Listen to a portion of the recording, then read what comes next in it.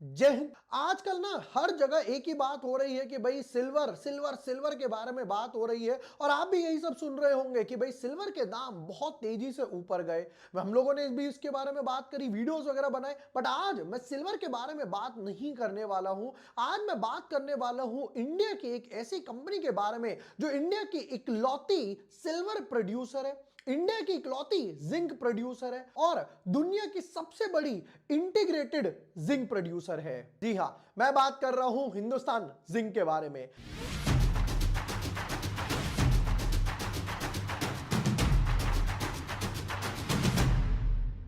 Hi everyone, my name is Vibhor Vashne. I am a SEBI registered research analyst. But yes, before moving ahead, अगर अभी तक आपने channel subscribe नहीं किया है या न्यू यूजर हो तो यहां पर आपको सारे वीडियोस वगैरह मिल जाएंगे। देखिए, हम लोगों ने यहां पर सिल्वर पे भी वीडियो बनाया था, गोल्ड पर भी वीडियो बनाया था, स्टॉक्स, आईपीओ सबकी बात करते हैं। हिंदुस्तान जिंक के बारे में बात करते हैं तो देखो, यहां पर एक कंसोलिडेशन फेज चल रहा था, एक मैसिव ब्रेकआउट वगैरह इसमें आया है। हिंदुस्तान जिंक कंपनी वर्ल्ड के लोवेस्ट कॉस्ट जिंक प्रोड्यूसर्स में से एक है और सस्टेनेबिलिटी के मामले में भी ग्लोबल स्टैंडर्ड मेंटेन करती है। यह कंपनी इंडिया की इकलौती जिंक एंड सिल्वर प्रोड्यूसर है जो आईसीएमएम की भी मेंबर बनी है। अब आप पूछेंगे सर ये आईसीएमएम क्या है? आईसीएमएम मतलब ये एक ऑर्गेनाइजेशन है या काउंसिल बोला जाए, international council on mining and metals. ICMM एक ग्लोबल ऑर्गेनाइजेशन है जिसमें सिर्फ वही माइनिंग कंपनीज मेंबर्स बनती हैं जो कि इन्वायरमेंट, सेफ्टी, गवर्नेंस या सस्टेनेबिलिटी के ग्लोबल हाईएस्ट ग्लोबल स्टैंडर्ड्स को मेंटेन करते हैं। देखो, सिंपल भाषा में बोलूं ना तो ऐसे समझ लो, आईसीएमएम का मतलब है कि ग्लोबल बेस्ट प्रैक्टिसेस को फॉलो करना। भाई, इन्होंने अपने क्वार्टर 3 के रिजल्ट्स प्रोड्यूस करे, क्वार्टर 3 के रिजल्ट्स वगैरह डाले, जिसके बाद भाई साहब क्या बढ़िया मैसिव मूव आया ही आया।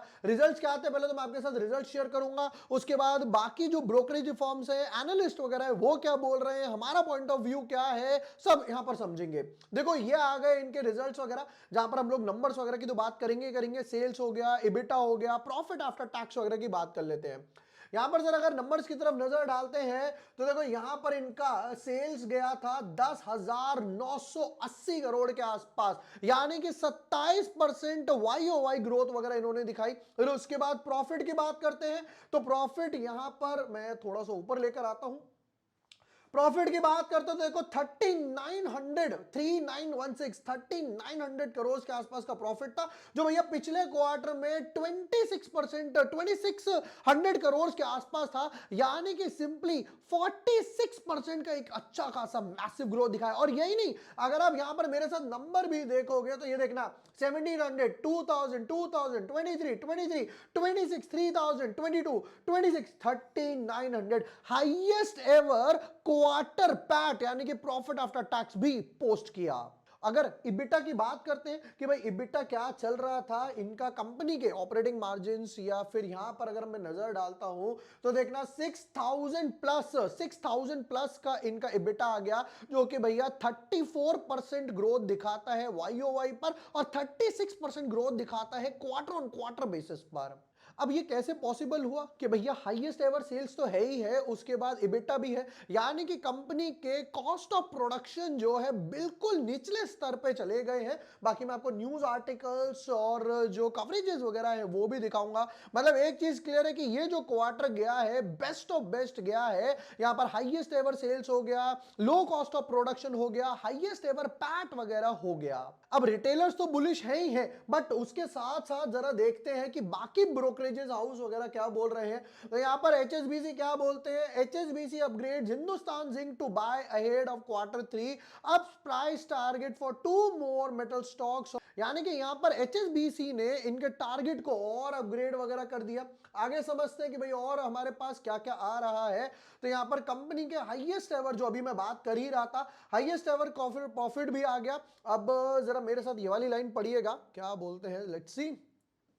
According to the company, quarter 3 financial year 23 marks its highest ever quarterly revenue and profit, जो हम लोगों ने चेक करा। Driven by higher metal production, stronger zinc and silver prices and a sharp reduction in cost। देखो होगा क्या, silver के prices ऊपर जा रहे हैं वो तो ठीक ठीक है, बट कंपनी यहां पर अपनी कॉस्ट को भी रिड्यूस कर पाई। कहते हैं भाई zinc cost of production fell to a 5-year low of $940 per ton during the quarter. मतलब 5 साल के बिल्कुल निचले स्तर पर लेकर आ गए अपनी cost of production, down 10% year on year, और ये लोअर कॉस्ट और हाईएस्ट एवर रियलाइजेशंस वगैरह की वजह से पॉसिबल हो पाया। उसके बाद और क्या बोलते हैं, नेक्स्ट कहते हैं operationally Hindustan zinc recorded high third quarter mind, यानी कि जो अभी हम जिसके बारे में बात कर रहे हैं ये हो गया हमारा Q3, mined metal production of 276 KT यानी कि kilo tons, and refined metal production of 270 kilo tons, while silver output rose 10% sequentially, contributing, ध्यान से पढ़ना, contributing to 44% to profits during the quarter। मतलब हाईएस्ट एवर प्रोडक्शन वगैरह में भी गए, माइंड मेटल प्रोडक्शन में भी गए, जो 44% प्रॉफिट्स में कंट्रीब्यूट कर रहा है। अब हम लोगों ने HSBC का तो ऑलरेडी देख लिया, उसके बाद JM फाइनेंशियल की बात करते हैं। अनदर की brokerage house JM financial is a buy on Hindustan Zinc, their target of 770 के आसपास, implying 16% upside from the current levels. The company has maintained its volume guidance for mined and metal production वगैरह के हिसाब से। मतलब कह रहे कि भाई कंपनी की गाइडेंस तो अच्छी आ ही रही है, उसके साथ साथ यहां पर JM फाइनेंशियल्स हो गए, HSBC हो गया, और भी कुछ एक आधा ब्रोकरेज हाउस वगैरह यहां पर देख लेते हैं।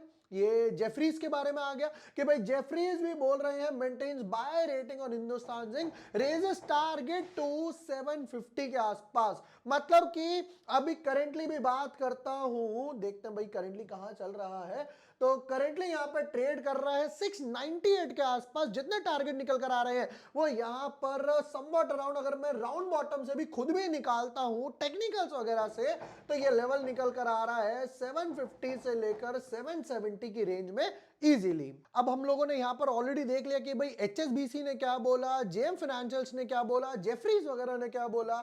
उसके बाद यहां पर Systematix Institutional Equities pointed out that the zinc COP यानी कि cost of production fell to USD 940 per ton, जो कि ऑलरेडी हम लोग डिसाइड कर चुके हैं। यहां पर ये भी बाय रेटिंग करके चल रहे हैं 750 के आसपास, 755 750 से 770 के आसपास टारगेट निकल कर आ रहे हैं, जो 14 से 17% जो ऑलरेडी हम लोग वगैरह डिस्कस कर चुके हैं। अब क्वेश्चन ये आ रहा है कि भाई ये क्यों पॉसिबल है। देखो एक फैक्टर नहीं है, जब सारे फैक्टर्स एक तरफ से चलते हैं। नंबर 1, जिंक और सिल्वर के अच्छे खासे प्राइसेस चल रहे हैं, हायर प्राइसेस चल रहे हैं upside. Number 2, cost of production जो है वो यहां पर कम हो चुकी है। उससे भी मोस्ट इंपॉर्टेंट क्या है कि स्ट्रॉन्ग ऑपरेशनल वगैरह काम चल रहा है, एक अच्छे खासे लेवल पर कमिटमेंट है। उसके बाद यहां पर देखते हैं कि भाई IIFL कैपिटल क्या बोलता है, तो थोड़ा सा जूम इन करते हैं। ऑलराइट, की हाइलाइट्स वगैरह भी हमारे पास आ गए। कहता है IIFL capital maintains add rating on Hindustan with the target of 712, implying approximately 5% upside from current levels. The brokerages value the company at 10x of EV by EBITDA and notes that the every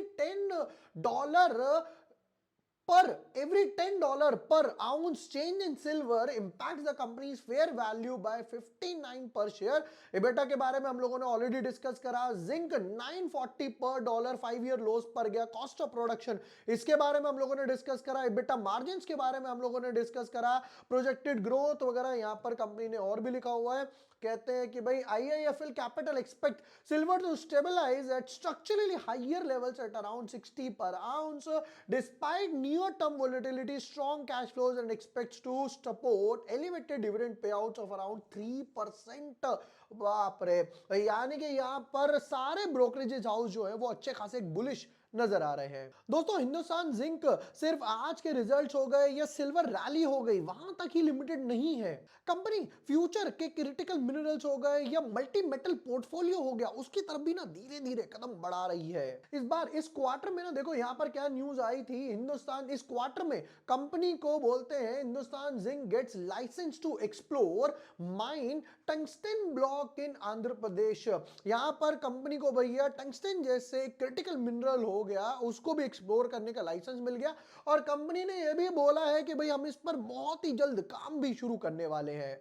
अब भाई tungsten क्या है? देखो tungsten जो है ना वो एक बहुत ही इंपॉर्टेंट मिनरल है और ये ना डिफेंस हो गया, क्लीन एनर्जी हो गया, इलेक्ट्रॉनिक्स हो गया या एडवांस मैन्युफैक्चरिंग वगैरह हो गया, इन सब के लिए बहुत जरूरी है। और भारत आज भी इसके लिए बाहर कंट्रीज पर ही डिपेंडेंट है, इंपोर्ट्स वगैरह लेता है। और सिर्फ टंगस्टन ही नहीं, कंपनी की रडार पर और भी काफी सारे मेटल्स हो गए या क्रिटिकल मिनरल्स हो गए, वो भी काफी सारे रडार पर है। इनफैक्ट कंपनी की जो एक सब्सिडरी है यानी कि हिंद मेटल एक्सप्लोरेशन सर्विसेज, वो इस सब में ना बहुत ही की रोल प्ले करने वाली है। जो कंपनी के क्रिटिकल मिनरल्स हो गए या एक्सप्लोरेशन इनिशिएटिव्स है उनको इनिशिएट करेगी। इसका मतलब तो यह हुआ कि आगे जाकर हिंदुस्तान जिंक का बिजनेस सिर्फ जिंक और सिल्वर तक ही सीमित नहीं रहने वाला, यानी आगे जाकर एक डाइवर्सिफाइड हो गया या फिर future ready multi metal platforms की तरफ होता हुआ इवॉल्व होता हुआ दिख रहा है।